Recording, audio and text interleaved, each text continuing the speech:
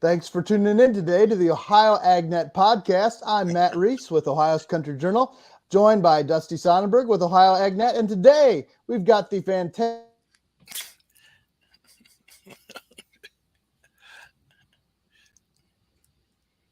I think Matt froze it. Oh, there, I'm back. Okay. So we've got an exciting event coming up here this week. You work with several events, Randall, but tell us about what we got coming up here this week with the NoTill Council. Well, the Ohio NoTill Conference, we always hold it in December at Der Dutchman there in Plain City, and that is Wednesday, this Wednesday, December the 7th. And that's always got a really good program, really good information, and really good donuts and pie, right? Oh, yeah. I think the food is almost worth the total registration. So I hope we have more people come and walk in. It's going to be $70 now. It was a little bit cheaper for pre-registered. So, Randall, I was hoping you could tell us, number one, your favorite part of the program you're looking forward to, and number two, your favorite kind of pie at Der Dutchman. Chocolate cream pie is really good. I'll start with that one. And sometimes I get to take extras home with me, but a little more variety. But anyway, back to the program.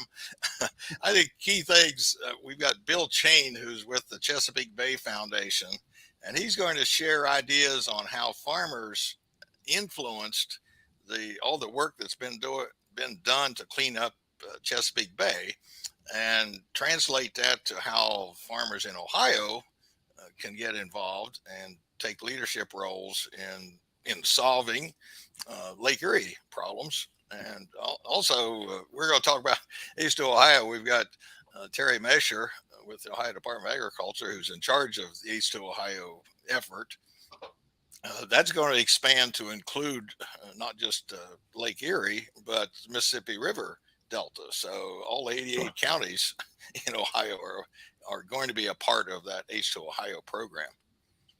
I'm looking forward to hearing that part too, because I think that'll be interesting, as they look at what practices that they've used in the past are going to be applicable statewide, or maybe what are they looking for as potential new practices. I think that'll be real informative.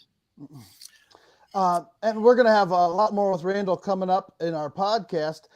In addition to that, I talked with Jill Adelsberger with Cargill, and we're looking at some of those big picture impacts on the markets, like Ukraine and the Mississippi River and all those kind of things.